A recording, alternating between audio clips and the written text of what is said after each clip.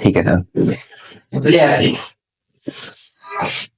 अस्सलाम वालेकुम अज़ीज़ान मेहमान, आपको आपके दोस्त आपके भाई तैयब इजाज का सलाम है। उम्मीद करता हूँ तमाम लोग खैर ऑफिस से होंगे।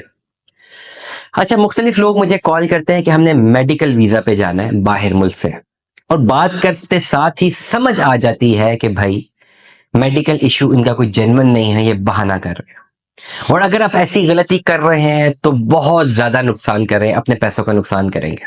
किसी भी कंसल्टेंट को फ़ोन करें, बिजनेस हमेशा टॉप प्रायोरिटी पे रहता है। मुझे अगर आप फोन करें, मैं जरूर कहना, मेरा मेरा जो बिजनेस एथिक्स है या बिजनेस के नॉर्म्स है या बिजनेस का ऑब्जेक्टिव है, वो यही है कि मैं स्ट्रेट फॉरवर्डली आपको बोलूं कि हाँ यार, फॉरन से पहले अप्लाई करें आए। मैंने तो फाइल सिर्फ तैयार करके देनी है ना, अप्लाई तो अपने खुद करना है, मैंने प्रोसीजर गाइड करना है और फाइल तैयार करने के मैंने पैसे लेने। लेकिन मुझे पता लग जाता है कि ये जो आप एक्टिविटी कर रहे हैं लॉन्ग रन पे आपके लिए रिजेक्शन है। अगर मुझे कोई कॉल करता है जी मेरा मेडिकल इशू है और मैंने मेडिकल के लिए फलाने मुल्क में ही जाना है, कहीं और नहीं जाना, तो भाई यहीं पर आपका क्वेश्चन मार्क है कि मेडिकल इशू फलाने मुल्क में ही क्यों एड्रेस होना है। क्या वो मेडिकल इशू सिर्फ दुनिया के उसी मुल्क में एड्रेस हो सकता है, किसी दूसरे मुल्क में नहीं हो सकता? This is a question mark. और एम्बेसी वीजा देने से पहले इन सारी चीजों को देखेगी। देखिए, मेडिकल ग्राउंड्स में इंटरनेशनल लॉ के मुताबिक ऑन मेडिकल ग्राउंड्स आपको कोई भी मुल्क अपने पास इंटर होने से नहीं रोक सकता, बशर्त ये कि आपके पास मेडिकल हिस्ट्री स्ट्रांग हो, केस आपका जो एविडेंस हो वो बड़े स्ट्रांग हो और केस जेन्युइन हो। कहीं पर भी आप गलत डॉक्यूमेंट शो करते हैं तो जितना ओवरऑल इंटरनेशनल लॉ जो है सारे मुल्कों को जो है वो बाउंड करता है कि भी मेडिकल इमरजेंसी पे किसी को नहीं रोक सकते, फिर उनके पास ये भी इख्तियार है कि अगर आप उनको ब्लफ करने की कोशिश करते हैं तो आपके खिलाफ कानूनी कार्रवाई भी कर सकते हैं।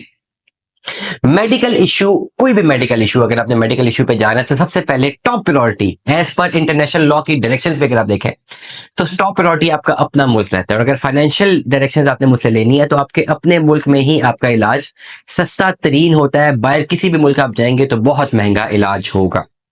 बिलफर्ज आपके अपने मुल्क में उस मेडिकल इशू का इलाज मौजूद नहीं है तो फिर आपके पास सबसे पहले अपने मुल्क में उस डॉक्टर का एक प्रॉपर लेटर होना चाहिए जिसमें उसने लिखा हो कि भाई पाकिस्तान में इसका इलाज मौजूद नहीं है, और डॉक्टर ने रेकमेंड करना हो जिस मुल्क में रेकमेंड करते हैं।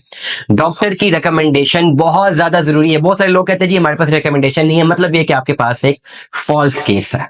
अगर इस मसले का यहाँ पे हो सकता है और आप लाखों करोड़ों रुपए लगा के बाहर जाना चाह रहे हैं, इट मीन्स कि यू हैव सम, कुछ ना कुछ प्रॉब्लम है, गड़बड़ है।